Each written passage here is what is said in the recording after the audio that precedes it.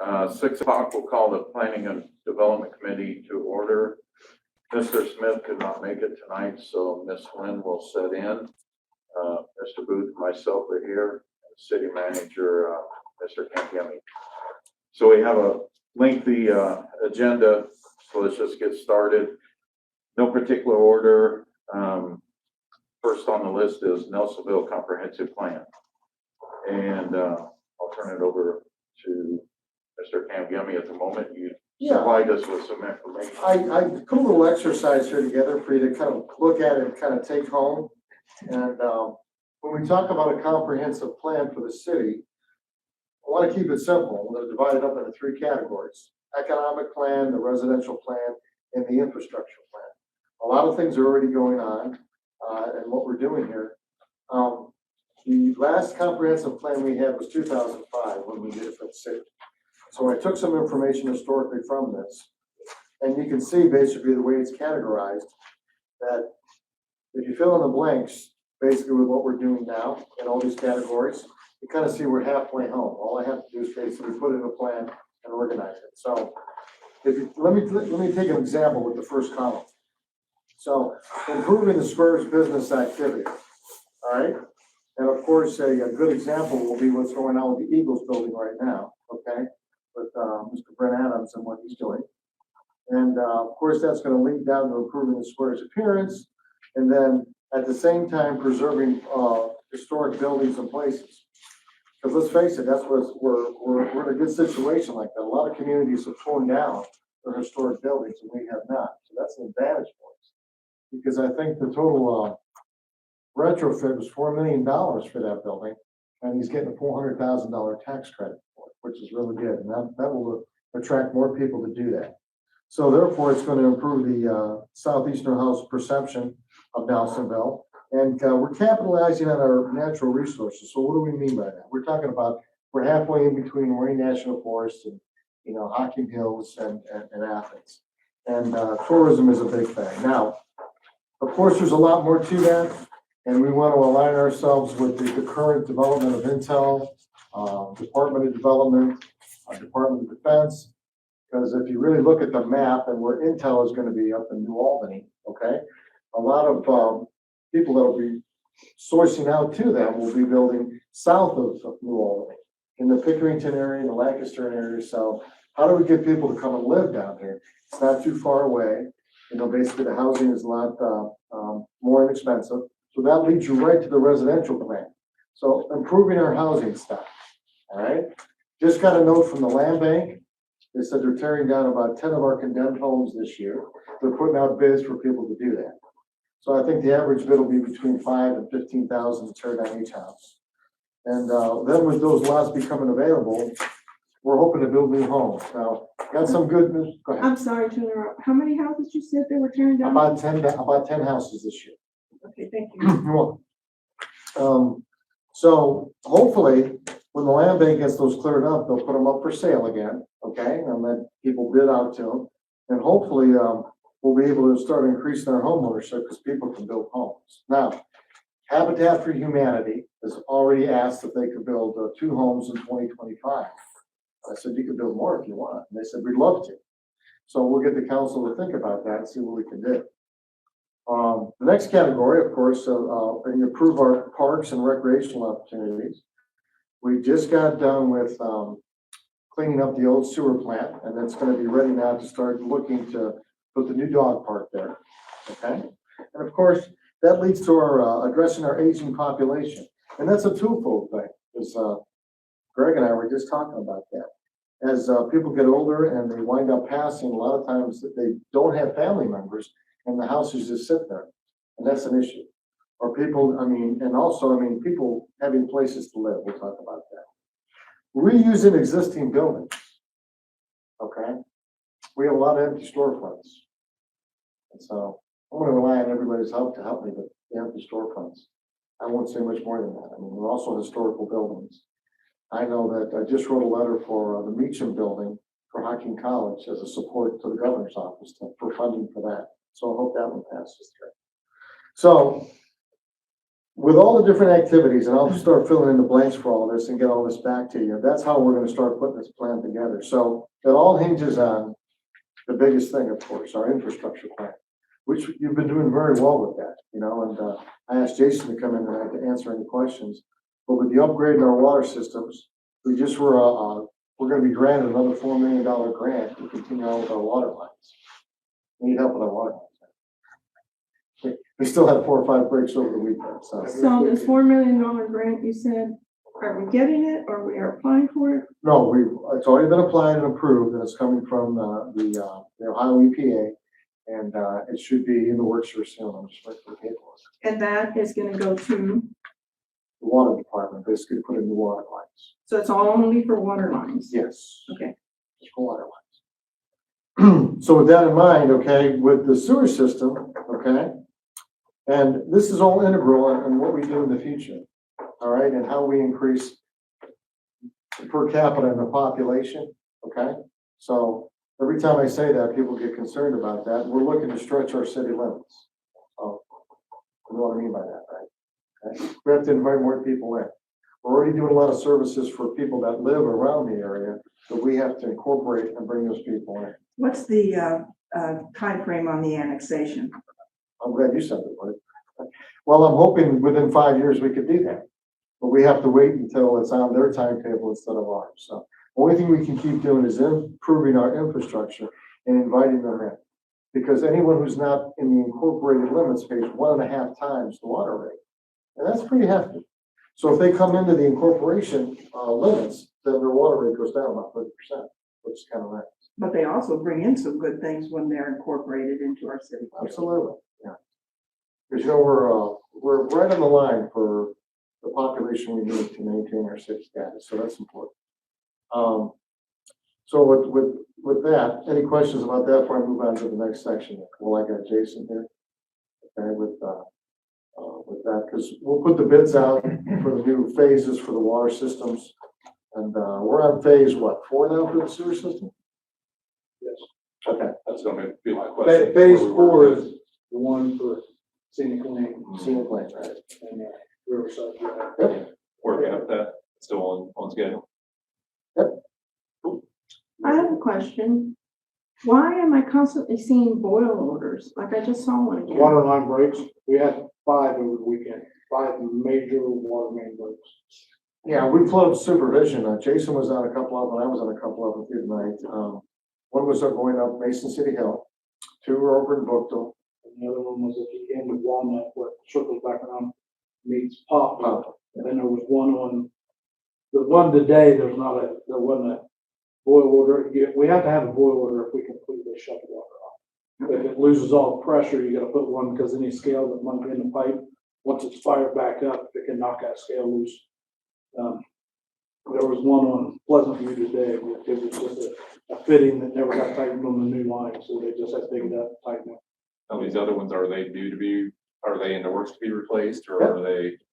Two of them, New the money. ones over in Bookville, the main's already there. Okay. They just gotta get in and get the services tied over, which I was gonna call tomorrow and see about getting their crew to jump over there. Yeah. Since we're having so many issues, jump over there before they finish going up Oak Okay, Street. the new mains that went across the river over here. Yeah, Gotcha. and have them get those tied over, because there's not nearly as many as there is here in town. Get those tied over so we can fire that new line up and not have to worry about that. Yeah. Cool, thank you. Thank you. I was just wondering. Yeah, well, it's kind of in the nick of time, so, but, and hats off to the crews, because, you know how cold it is out there right now. And having to get down in that wet and, deep hole to put those, clamps on is a lot of hard work, so, and we'll talk more about that at the council meeting probably next week. So improve the street system. We're scheduled to pave a few more streets, and of course, as you know, the Ohio Department of Transportation is gonna be, paving our Main Street, Canal Street, through town. Gateways and signage, all right? The more we do of that, the better off we'll be.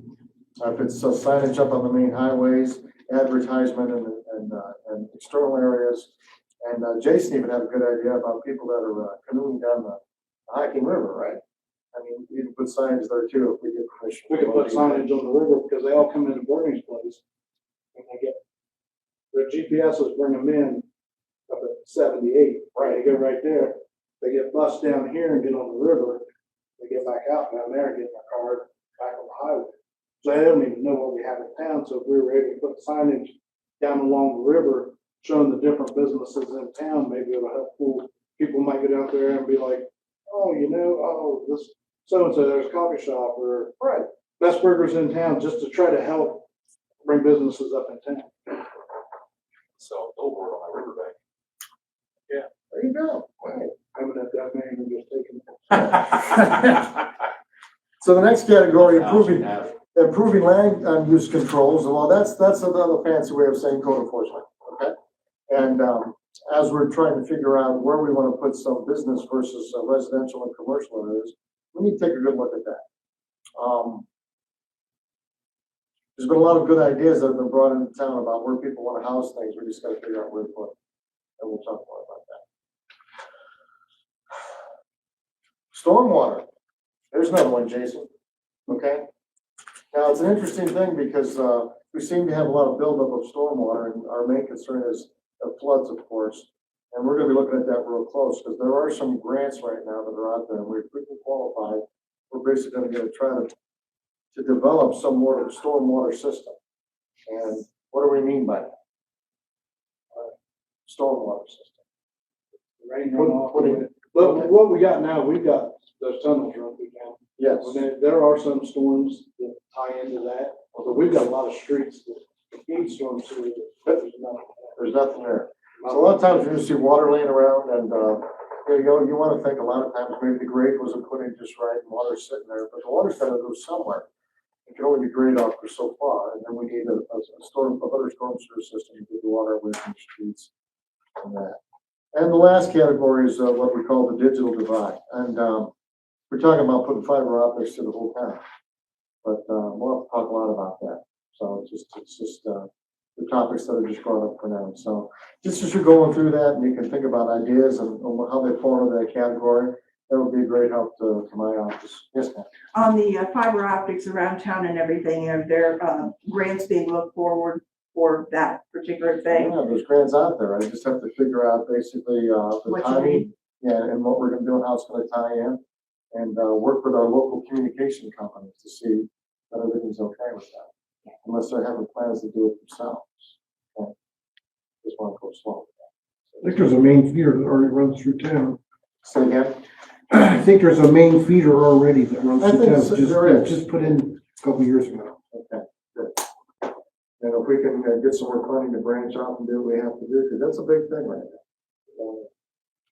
now. The second page is just for you to kind of think about the relationships and the programs that we already have in place with citizens groups, other federal organizations, government organizations, and put a hint down there for programs, for DORA. And I know you guys are going to talk more about that, so I'm going to steal on Greg's thunder there. So that's what I kind of put down just to get us all thinking in what kind of direction we want to go in and what's most important to us. So just give you some general ideas. That's all I have. So, you feel we could do this update to the comprehensive plan in-house? I think we can, yes. I think we have the talent and the know-how with all the department heads. We can get together and put this, and then have you approve all our steps of the way. Just take a look at each section and see what you like. If you want to go out of house, that's fine. I don't think we need to at this point, because we already have a template for 2005. And I think we can update that pretty easily. So I think the template's already good. So it's early in the process. Could you put a time frame to complete the plan? Why don't you give us until fall? How about that? And Okay. I'll make a note of that. Then we can put a little Pareto chart out front and let people see our progress. So fall of 2024. Because that will coincide with, normally we're looking at the next year's budget around that time. Right? Mm-hmm. So that'll work out. Any other questions on that, comments before we move on? Okay, I'm gonna kick this over to you, Justin, because you kind of worked on it before, but the DORA. So DORA, which for the uninitiated is the designated outside refreshment area, which we've got a map, which you had at one time. I don't know if it's back there. I've got it on email. So basically, we would set up an area in the uptown where folks could come outside with their special cups, you know, walk around, go to different businesses within this area, which it's a well-established thing. It happens as it, Marietta has it. I think Lancaster is doing it now. A lot of different places are doing it. Very popular. It really is. So if that would be something that would bring people down, it's a low cost way of bringing folks in. So basically we just need to follow the steps to make that happen. We've got the map, we've got the businesses, we've got the land and everything. I gave you guys a copy of the ORC there. So basically the next step would be Tom making an application to council, us approving that. And then it sits for public comment between, I think, 45 and 60 days. And then if that's, you know, we decide we want that, we pass an ordinance, goes to the state issues licenses to these businesses that are within the area, and it's good for 5 years. I have a question. Sure. Are you looking at this as being a daily thing or only for special events or? Be it typically a daily thing is how it's generally worked. Okay, So it becomes a way, you know, kind of way of life for bringing people in. So it wouldn't necessarily have to be a 24/7 thing. We could set our own hours, days, things like that. But it's, especially as a tourist town, it's become a tool to bring people in. any thoughts of how you would control the folks that live here that are gonna wanna just buy a drink and walk home with it and everything else like that? And that's part of what we have to do with this plan is to make sure that we have the resources available, we have the plan available and the processes available to enforce this and make sure that it doesn't turn, you know, Right, into so have we blue given it law. thought? Not really. Okay. No, that's why we're hitting this now. So that would involve extra funding for that too, somehow. Possibly, depending on how the schedules are worked and things like that. So, so that would be a management with the chief and the city manager. Yeah, it'll be an enforcement issue, it'll be a policy issue, and, I'm hearing a lot of good things about these programs, so it's pretty good. How it can coincide with either what they call a happy hour or, you know, special parties and permits, so. Jason and I were even talking about, putting the sound system up there, and we've got some pretty good ideas. Do you wanna talk about the old lamp posts? We've got all the old light poles that come off the square when they redone the square and put the new poles up there. We could mount some of those in the middle of the square and have everything run up to them to where the speakers could be set on top and then taken off when there's an event going on. You mean without the light on it, Without the lights on. on a it's speaker on just top of you- the pole? Yeah, just Right. using the decorative poles Yeah. that match everything Right. else that are up there. I know we talked before about, you know, like the old Final Fridays, you know, having a stage up there and maybe having like an open mic or different bands and things. There's all kinds of different I was events that in could Worcester. coincide with that. 2 years ago, and they had it downtown. They had a pavilion right in the middle of town. It's an open pavilion. And they have a band there. It's an acoustic band. It's not amps and all Yeah. that. It's just an acoustic, so a couple people singing, whatnot. And, I know the one bar up there, I talked to the guy and he said they sell about 150 beers a night when they do it up there. And they have a band there. They've never seen one fight, never seen police cars going anywhere. People had chairs set out and they'd walk to a bar, get a beer and walk back up with their cup, sit down, listen to the band. I mean, there was no issues at all. And there was people walking everywhere. Which would be. I mean, the Cool town thing was for our city to just kind of bring completely people full. together. We got a built-in timeline and a goal, because Nelsonville High School wants to have their prom on the square and use Stewart's Opera's house. Nelsonville, what did I say? It'll be the workout. Okay, Nelsonville, York. You'll get in trouble. So basically, I didn't realize that Athens has already done their prom up at Stewart's Opera House. How many times in a row now? Twice? Several. Okay, and so they came to us and said, hey, we'd like to do that, but could we have the whole square? And I said, well, sure. So we put a permit together for that.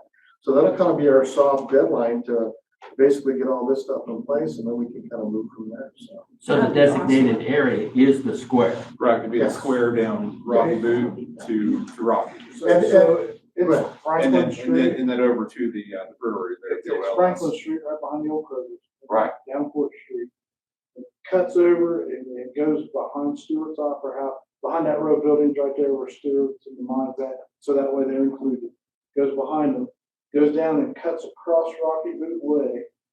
It kind of runs at an angle, so it goes clear across, so it catches Rocky.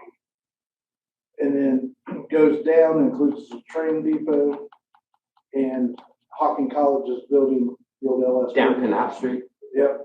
And then it circles back around and comes up Cable Alley and stuff and goes back Got it. up to Franklin Street. So it's everything in the center. So will that be blocked off You don't block it off, there's signs, there's just signs, so traffic can move around? Right. traffic can still come Like through. given uptown Athens, you'll see Yeah. signs and lines painted on the street and things like that, which, right They there. had talked about that 2-3 years ago, right? Yeah. Blocking Yeah, off it's- the it's square been- and having permits and, Which so this is similar to what you're talking similar, about. but we're not blocking everything off. Right. It's just the zone where this can. It's Right. Yeah, my only concern is,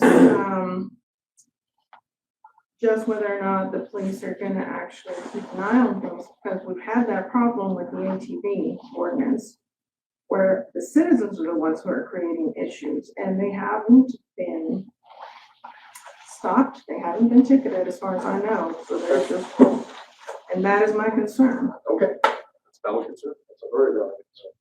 We'll have to work through that. We will. Yep, so that's where we're at with that. Okay. Any other questions? That's on the list. I'm sorry. Yeah. One step ahead of you, Joanne. Not always. Next on the list is campground regulations, if we could just touch on that.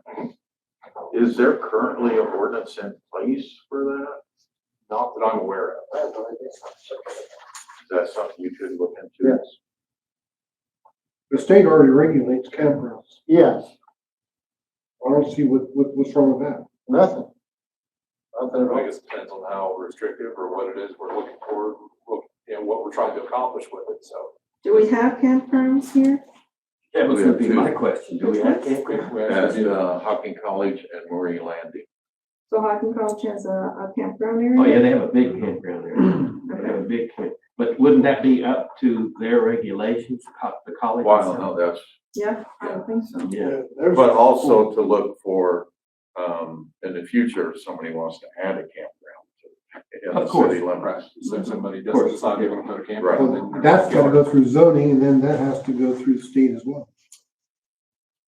There's lift stations and dump stations. Right, so we need to look into that and see what is in place, if anything, and where we want to go with it. Yes. Okay, any other questions on that? I say we should look up what the state has on that. City manager will do that. Let's go to rental inspections.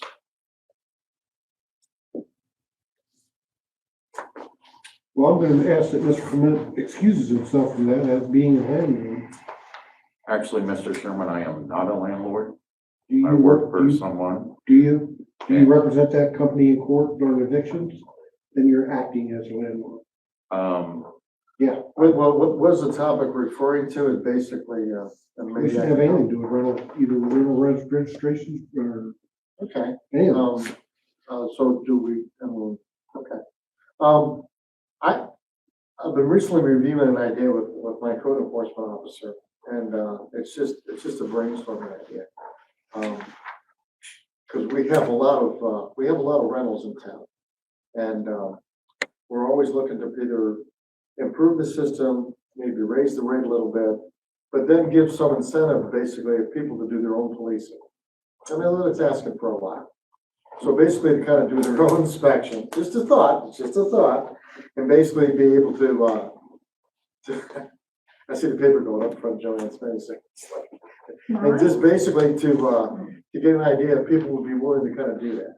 Because in this day and age of electronics, basically if they can take the right photographs of the right places and then send the information in to us.